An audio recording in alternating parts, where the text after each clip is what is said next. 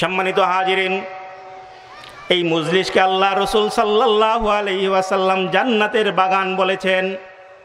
কি বলেছেন? জান্নাতের বাগান। বলতে পারেন যে হুজুর, এটা তো একটা বালুর মাঠ, মাদ্রাসার সামনে, এটা আবার জান্নাতের বাগান কেমনে হইল? কয় কেমনে হইল? যেই রকম ভাবে আল্লাহ রসুলের বলার কারণে আমরা মেনে নিয়েছি কোরআনে কারিম আল্লাহ তাআলার কিতাব, ঠিক ওই রসুলই বলেছেন যে যেই জায়গার ভিতরে উলামায়ে কেরাম আসেন, উলামায়ে কেরাম বসেন, ওই জায়গাটাকে আল্লাহ রব্বুল আলামিন জান্নাতের বাগান বানায় দেন। মাজালিসুল উলামা, মাজালিসুল উলামা জান্নাতুম মিন রিয়াজিল জান্নাহ।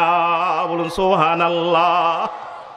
আল্লাহর রাসূল বলেন, যেই জায়গাটার ভিতরে উলামায়ে কেরাম একত্রিত হয়, আল্লাহ রব্বুল আলামিন ওই জায়গাটাকে জান্নাতের বাগান বানায় নেয়। এই দুনিয়ার ভিতরে 4টা জায়গাকে জান্নাত বলা হয়। কয়টা?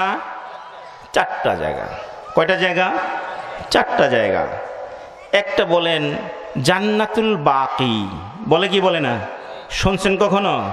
জান্নাতুল বাকি। যদি আপনি মদিনা শরীফ যান, যদি কখনো মদিনা শরীফ যাওয়ার তৌফিক হয়, দোয়া করি এই মজলিসের ভিতরে যারা এসেছেন আল্লাহ সুবহানাহু ওয়া তাআলা সকলকে বাইতুল্লাহর জিয়ারত নসিব করিয়ে দেন, বলুন আমিন। সকলকে আল্লাহর রসুলের রওজার সামনে দাঁড়ায়া সালাত ও সালাম করার তৌফিক দান করুন, বলুন আমিন। সম্মানিত হাজিরিন, যদি মদিনায় যান তো সেখানে দেখবেন যে রওজায়ে পাকের যেখান থেকে আপনি সালাম দিয়ে বের হবেন, ঠিক পূর্ব দিকে একটা গোরস্থান আছে, ওইটাকে বলা হয় কি? জান্নাতুল বাকি। আপনি যদি মসজিদে নববী থেকে, আপনি যদি সাফা পাহাড় থেকে বের হইয়া জিন মসজিদের দিকে রওনা করেন, হাতের বাম দিকে দেখবেন ওইখানে একটা কবরস্থান আছে, ওইটাকে বলা হয় জান্নাতুল মাআলা, আমরা বলি জান্নাতুল মুআল্লা। এই দুইটা যে জান্নাত, এটা কোনো হাদিসেও নাই, কোরআনেও নাই, কোরআনেও নাই, হাদিসেও নাই। এটা মানুষ বলে। এটা কি করে? মানুষ বলে। কারণ কি? কারণ হইল এইখানে এমন এমন মানুষ শুয়ে আছে, এইখানে এমন এমন মানুষ শুয়ে আছে যারা দুনিয়ার ভিতরে জান্নাতের সার্টিফিকেট পেয়ে গেছে। শুধু সার্টিফিকেট পায় নাই, এখানে এমন এমন মানুষ শুয়ে আছে যারা জান্নাতের সর্দার হয়ে যাবে, যারা জান্নাতের ভিতরে প্রবেশ করার আগে অন্য কেউ জান্নাতে প্রবেশ করতে পারবে না, বলুন সুবহানাল্লাহ। তো সুতরাং জান্নাতি মানুষ যেখানে শুয়ে আছে, তো সেইটা একটা জান্নাতের বাগান। এই জন্য ভক্তি, শ্রদ্ধা, মহব্বত আর ভালোবাসার নিক্তিতে পরিমাপ করে ওই দুইটা কবরস্থানকে বলা হয় জান্নাতুল বাকি আর জান্নাতুল মাআলা, বলুন সুবহানাল্লাহ। কিন্তু দুইটা আর বাকি আছে কয়টা? বললাম না 4টা বাগান। কয়টা বাগান? জান্নাতের বাগান দুনিয়াতে কয়টা? এর ভিতরে 2টা কোরআনেও নাই, হাদিসেও নাই। এই 2টা আসছে মানুষের ভক্তি, মানুষের বিবেচনা, মানুষের মোহাব্বত। এর থেকে এই কথাটার নাম হয়েছে, এই জায়গাটার নাম কি? জান্নাতুল বাকি, জান্নাতুল মাআলা। কিন্তু 2টা জায়গার কথা স্বয়ং রাসূলুল্লাহ সাল্লাল্লাহু আলাইহি ওয়াসাল্লাম বলেছেন। একটা হইল রাসূলুল্লাহ সাল্লাল্লাহু আলাইহি ওয়াসাল্লামের মিম্বার, আর রাসূল সাল্লাল্লাহু আলাইহি ওয়াসাল্লামের রওজা।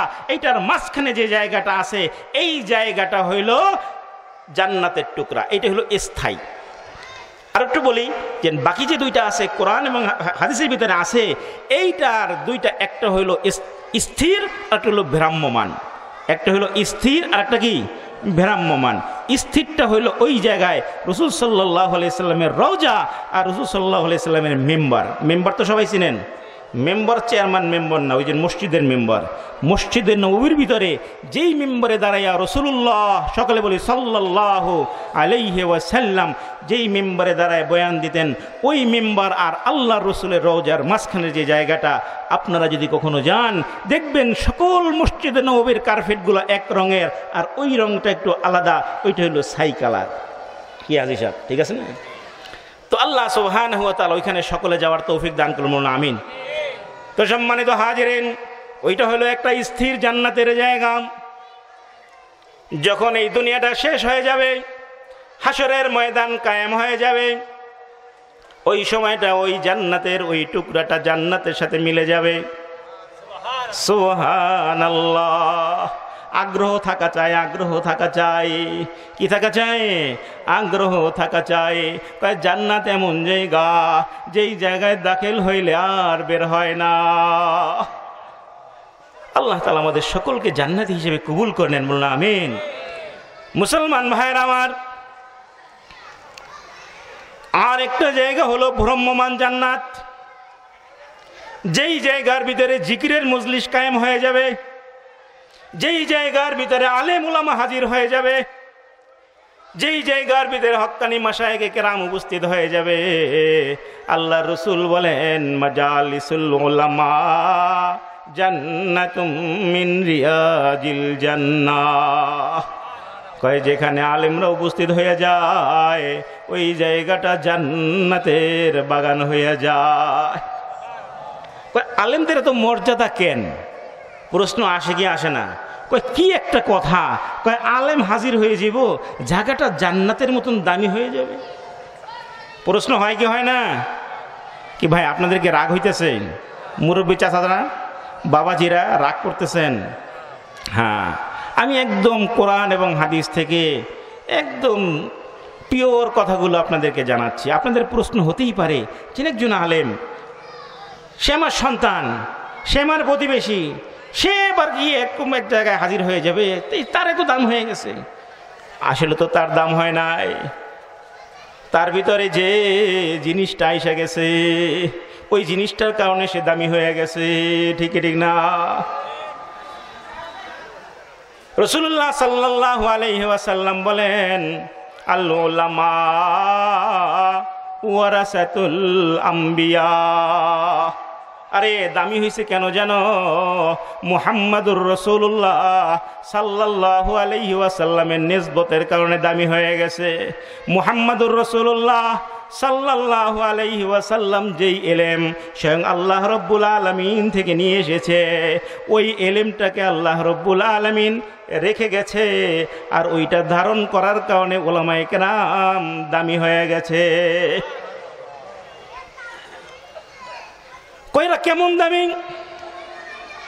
আল্লাহ রসুল বলেন ফাদলুল আলিমি আলাল আবিদি কাফাদলি আলা আদনাকুম। আলেমরা কেমন দামি জানো? ও আমার সাহাবীরা, খুব মনোযোগ দিয়ে শোনো।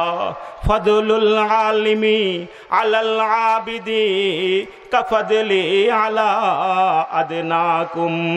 কয় আমি নবী আর আমার দোস্ত আবু বকর, তার ভিতরে যে পার্থক্য সেই পার্থক্য না। আমার ভিতরে আর ওমরের ভিতরে পার্থক্যের মতন পার্থক্য নয়, আমার ভিতরে উসমানের ভিতরে পার্থক্যর মতন পার্থক্য নয়, আমার ভিতরে আলীর ভিতরে পার্থক্যর মতো পার্থক্য নয়।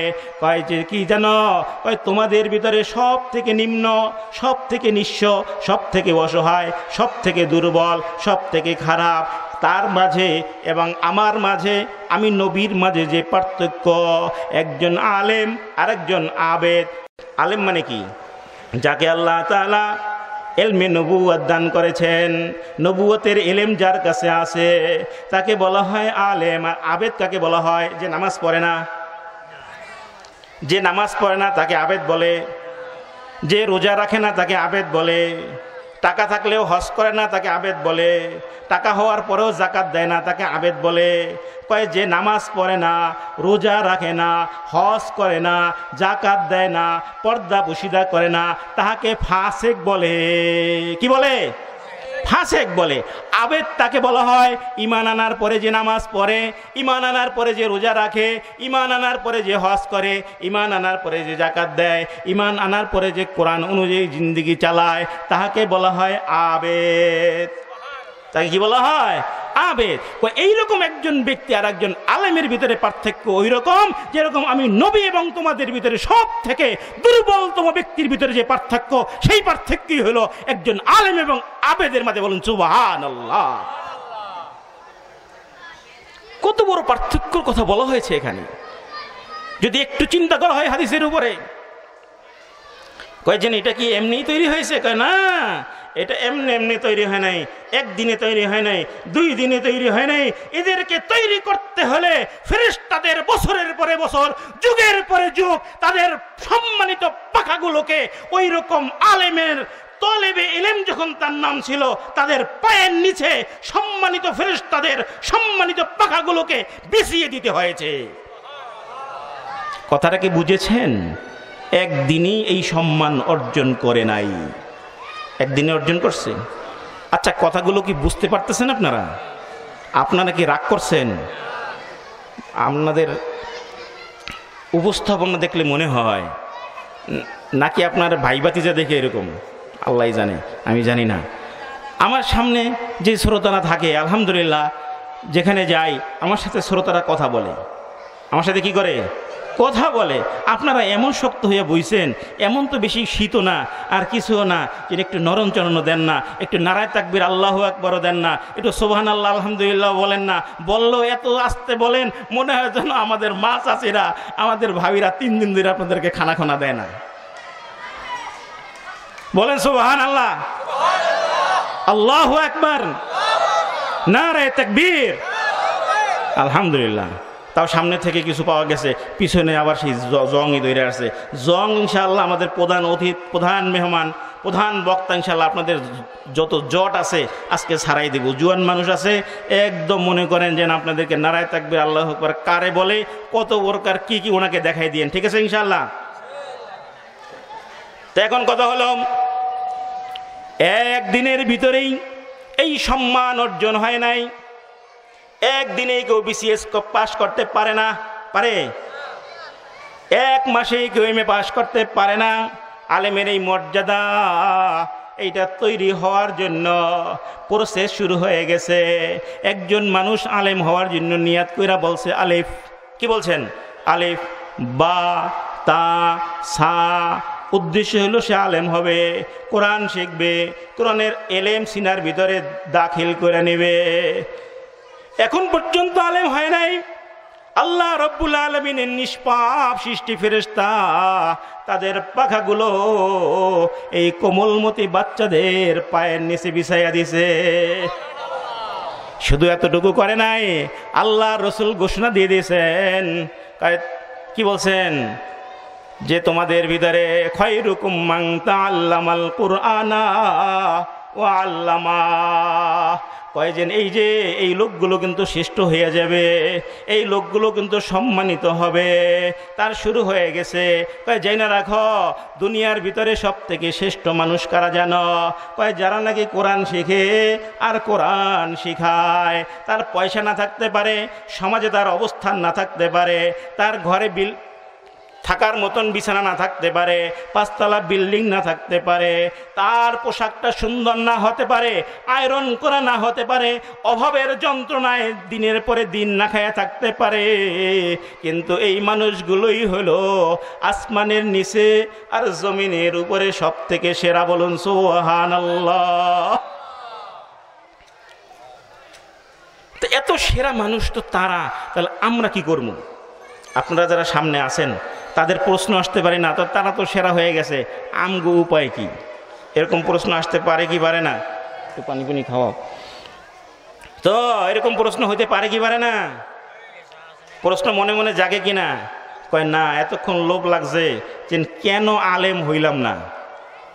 যারা আমার আগের আলোচনাটা বুঝছেন, আল্লাহ রসুলের হাদিস যারা শুনেছেন, তারা বুঝেছেন মনে মনে যে হ্যাঁ, আলেম কেন হলাম না। ঠিক ঠিক না? এখন হন নাই। কেউ যদি গাত্তায় পড়ে যায়, গভীর কূপের ভিতরে পড়ে যায়, আর ওইখানে পড়ার পরে সে ওইখানে ঘোরে আর বলে পড়লাম কেন, পড়লাম কেন, গাত্তায় পড়লাম কেন, এই কথা যদি বলে, সে বলতে বলতে যদি বছর পার করে ফেলে, ওই কূপ থেকে উপরে উঠতে পারবে? কথাটাকে বুঝিতে পারছি? একজন মানুষ একটা কূপের ভিতরে পড়ে গেল, আর এই কূপের ভিতরে খালি ঘুরতে আসে আর বলতে আসে যে কূপের ভিতরে পড়লাম কেন, পড়লাম কেন। তাহলে কি এরকম 1000 বছর বললেও ওই কূপ থেকে উপরে উঠার কোনো সম্ভাবনা তার আছে? উপর থেকে মানুষজন রশি দিছে, কয় ভাই শক্ত করে রশিটা ধরো, শক্ত করে রশিটা ধরো, আমরা টেনে তোমাকে উঠাই। কিন্তু সে রশি ধরে না। সে উপরওয়ালাকে জিজ্ঞেস করে, মিয়া আমি পড়লাম কেন? ওটার কোনো উপায় আছে? তার উপায় কি? উপায় হলো রশিটা ধরা, তাহলে সে কি করতে পারবে? উঠতে পারবে। ঠিক এরকম আমরা যে গাত্তায় পড়ে গেছি, এই গাত্তা থেকে যদি আমরা বলি আমরা হইলাম না কেন, আমরা আলেম হইলাম না কেন, আমরা ওই যুগে আসলাম না কেন যেই যুগে লখাকাঠিতে মাদ্রাসা থাকে। একটা সময় ছিল আমাদেরকে সেই ঢাকা গিয়ে পড়তে হয়েছে, একদম আলিফবা পড়ছি ঢাকা গিয়া। তো এখন সেই যুগে আসলাম না কেন? ওই যুগে যদি এরকম থাকতো তাহলে তো শিখতাম, ঠিক না? এখন তো নাই। তাই তো আল্লাহ সুবহানাহু ওয়া তাআলা বলেছেন, ইয়া আইয়ুহাল্লাযীনা আমানুত্তাকুল্লাহ ওয়া কুনু মা'আস সাদিকিন। আল্লাহ রাব্বুল আলামিন সমাধান দিয়ে দিয়েছেন। আল্লাহ তাআলা বলতেছেন, ও দুনিয়ার ঈমানদারেরা, ইয়া আইয়ুহাল্লাযীনা আমানুত্তাকুল্লাহ,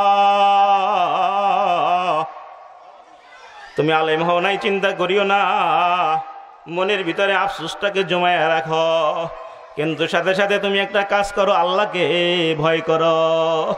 কাকে ভয় করো? আল্লাহকে ভয় করো। কয় আল্লাহর ভয় তো আমাদের সকলেরই আছে। কয় আল্লাহর ভয় থাকার পরেও চুরি করি, আল্লাহর ভয় থাকার পরেও ডাকাতি করি, আল্লাহর ভয় থাকার পরেও মিথ্যা বলি, আল্লাহর ভয় থাকার পরেও মানুষকে গালি দেই, আল্লাহর ভয় থাকার পরেও আমরা জুলুম করি। অবস্থা এরকম কিনা? কয়টার পরিবর্তন কেমনে হবে? কয়টার পরিবর্তন হওয়ার জন্য কুনু মা'আস সাদিকিন, তোমরা সাদিকিন বান্দাদের, ভালো মানুষের, আলেম ওলামাদের, ইমাম সাহেবানদের, তাদের সঙ্গে হইয়া যাও। কুনু মা'আস সাদিকিন। কয় যদি তুমি ভালো মানুষের সঙ্গী হইতে পারো তাহলে তোমার জিন্দেগি পরিবর্তন হইয়া যাবে, তোমার জিন্দেগি পরিবর্তন হয়ে যাবে। তুমি এক গ্লাস পানি খাওয়ানোর সুরত কইরা হইলেও ভালো মানুষের কাছে যাও, তুমি একটু সালাম দেওয়ার উসিলা কইরা হইলেও ভালো মানুষের কাছে যাও, তুমি একটু তার সাথে কথা বলার উসিলা কইরা হইলেও তার কাছে যাও, তুমি কিছু চাওয়ার উদ্দেশ্য হইলেও তার কাছে যাও। যা কিছুই তুমি করতে চাও, যে কোনো বাহানাই তুমি ধরো, যে কোনো বাহানায় তুমি ভালো মানুষের কাছে যাও, খারাপ মানুষের কাছে যাইও না। যে কোনো উসিলা যদি ভালো মানুষের কাছে যাও তাহলে তুমি ভালাই ছাড়া মন্দ কিছু পাইবা না। কথাটা কি বুঝে আসছে?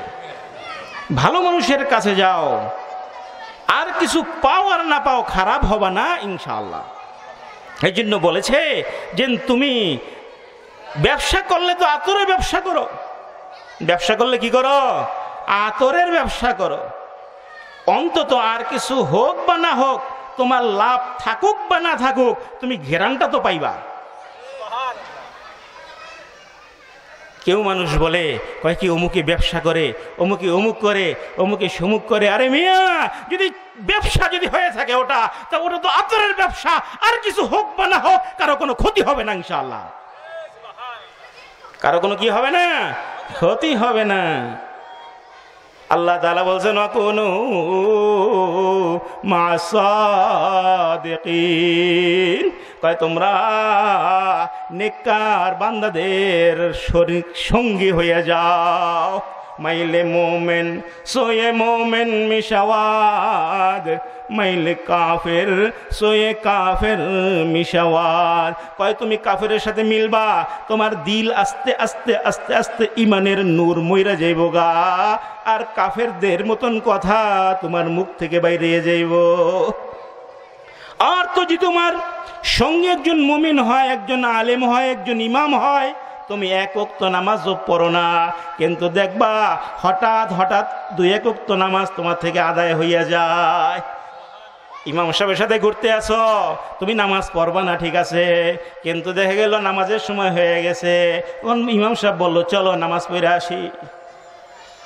তুমি একদিন যাইবা না, 2 দিন যাইবা না, 3 দিন যাইবা না, চতুর্থ দিন ঠিকই একবার যাইবা, আবার 2 দিন যাইবা না, দেখবা তৃতীয় দিন থেকে যাইতেছ, এরপরে আবার একদিন যাইবা না, আবার একদিন যাইবা, আবার একদিন যাইবা না, আবার একদিন যাইবা, দেখবা একটা না একটা সময় তুমি নামাজি হয়ে গেছ।